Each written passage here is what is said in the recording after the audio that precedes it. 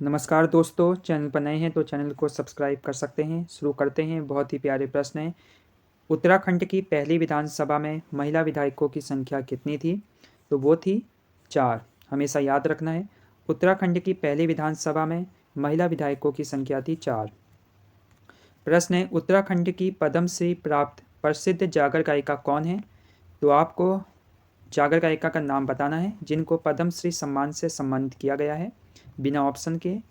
तो हमेशा याद रखना है बीबी। बीबी मतलब अभी आपको पता लग जाएगा, वो हैं बसंती बिष्ट।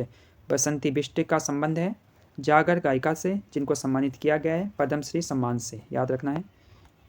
प्रश्न है, कल्पना चौहान का संबंध किस क्षेत्र से है?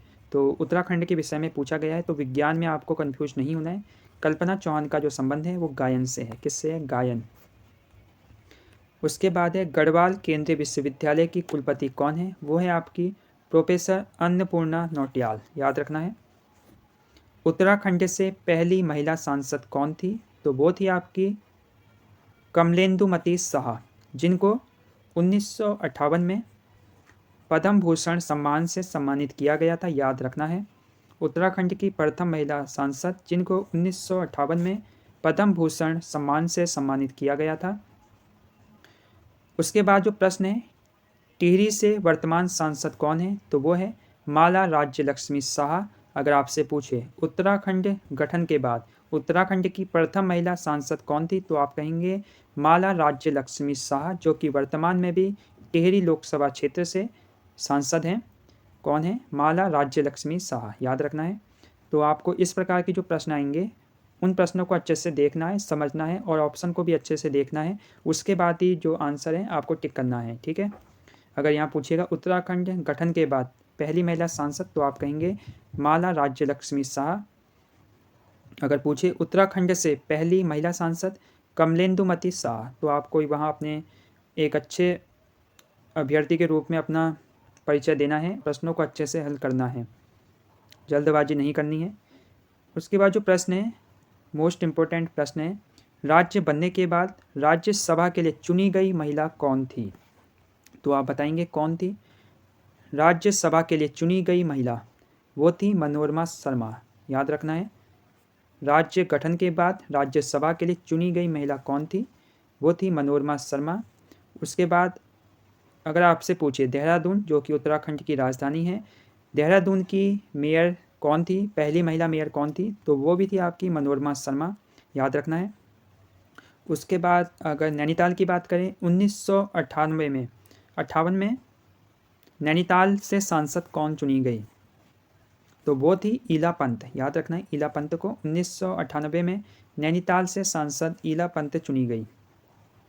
बाकी मनोरमा शर्मा तो याद रखना है, राज्यसभा के लिए चुनी गई पहली महिला मेयर थी ये राज्यसभा के लिए। और देहरादून से भी ये मेयर चुनी गई पहली महिला थी मनोरमा शर्मा। राज्य विधानसभा की पहली महिला उपसभापति कौन थी? तो वो थी पहली महिला उपसभापति उत्तराखंड राज्य की, वो थी विजया बड़थवाल। उसके बाद उत्तराखंड की बाल विकास मंत्री रेखा आर्य। उत्तराखंड महिला मंच की अध्यक्ष कौन है? वो हैं कमला पंत। हिमानी शिवपुरी का संबंध है अभिनय के क्षेत्र से। प्रश्न है, सुशीला बलूनी किस आंदोलन की प्रमुख नेत्री थी? तो वो थी उत्तराखंड राज्य आंदोलन।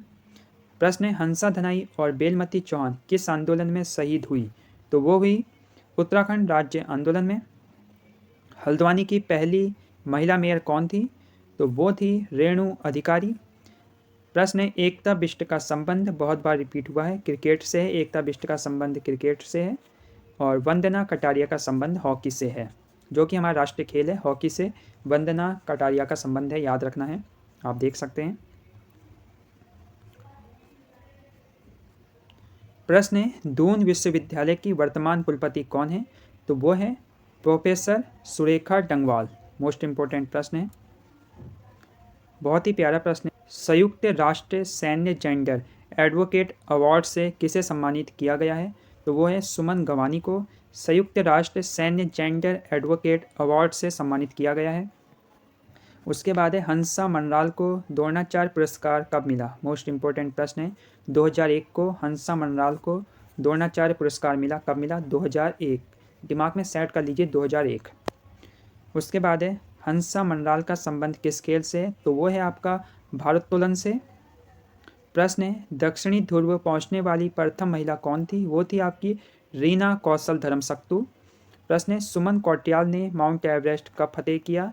तो वो किया है 1993 में। प्रश्न है चंद प्रभा एतवाल को पद्मश्री से कब सम्मानित किया गया? चंद प्रभा एतवाल, बहुत ही प्यारा प्रश्न है।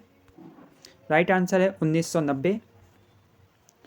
प्रश्न है चंद प्रभा एतवाल को अर्जुन पुरस्कार से कब सम्मानित किया गया? तो 1981 में सम्मानित किया गया था चंद प्रभा एतवाल को अर्जुन पुरस्कार से, और पद्मश्री सम्मान से चंद प्रभा एतवाल को सम्मानित किया गया था 1990 में। तो माइनस कर लेना 10।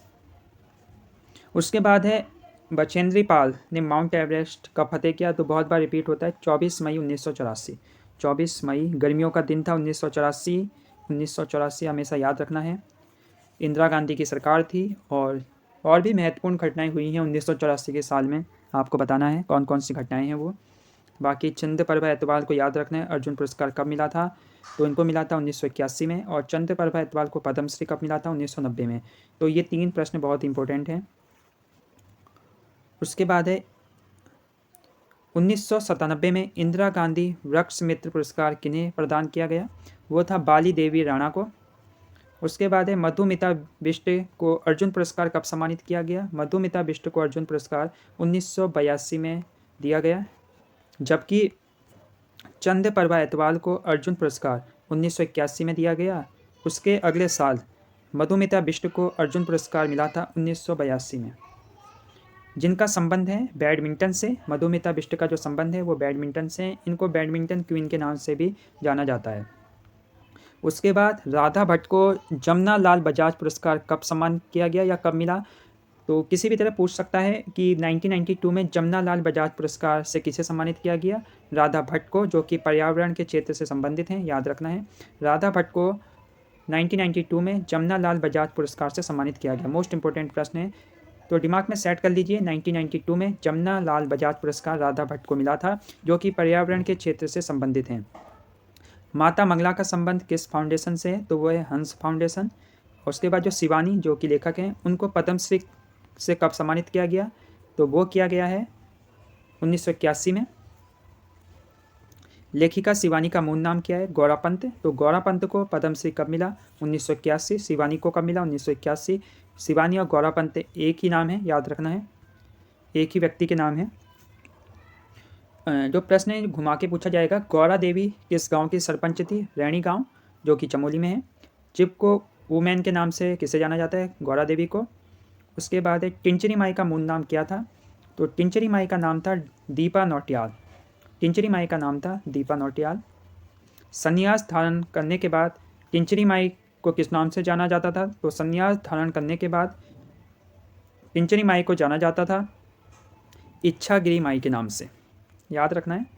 टिंचरी माई का मूल नाम दीपा नौटियाल। उसके बाद इन्होंने संन्यास धारण कर लिया तो इनका नाम हो गया इच्छागिरी माई। उसके बाद है बिस्नी देवी शाह का जन्म कहाँ हुआ? 1902 में बागेश्वर में हुआ था, तो याद रखना है बी और B. Vishnu Devi Shah Bageshwar, B 1902। Most important प्रश्न है। स्वतंत्रता संग्राम के दौरान जेल जाने वाली उत्तराखंड की प्रथम महिला कौन थी? तो वो थी आपकी बिस्नी देवी शाह, जिनका संबंध है बागेश्वर से, और इनका जो जन्म हुआ है वो 1902 में हुआ है, याद रखना है 1902 बागेश्वर। और स्वतंत्रता संग्राम के दौरान जेल जाने वाली जो पहली महिला थी वो थी बिस्नी देवी शाह। कुंती देवी वर्मा किस आंदोलन की प्रमुख नेत्री थी? वो थी स्वतंत्रता आंदोलन की। प्रश्न है गढ़वाल की झांसी की रानी तीलू रोतेली, नाक काटने वाली रानी रानी कर्णावती, और कुमाऊं की झांसी रानी जिया रानी। कुमाऊं की झांसी की रानी जिया रानी और गढ़वाल की झांसी की रानी तीलू रोतेली। ये चीज़ें आपको ध्यान में रखनी है। बाकी आइए इससे देख लेते हैं रामदत्त पंत के संबंध में। कुमाऊं के प्रसिद्ध वैद्य रामदत्त पंत जी, जिन्हें हम कविराज के नाम से जानते हैं, रामदत्त पंत जी का जन्म रानीखेत में हुआ था। तो कहाँ हुआ था? रामदत्त पंत, जो कि प्रसिद्ध वैद्य थे, रानीखेत में इनका जन्म हुआ था। उन्होंने अपना ए.वी. प्रेस खोला, जहाँ से उनकी कविता संग्रह प्रकाशित होती थी। तो ए.वी. प्रेस का संबंध किससे है? तो वो है कुमाऊं के प्रसिद्ध वैद्य रामदत्त पंत से। तो ये थे प्रश्न। जो लिए गए थे आज आपकी प्रिय बुक से, उत्तराखंड ईयर बुक से। बाकी करते रहेंगे, अन्य प्रश्नों को भी देखते रहेंगे। बने रहिए चैनल के साथ। नमस्कार।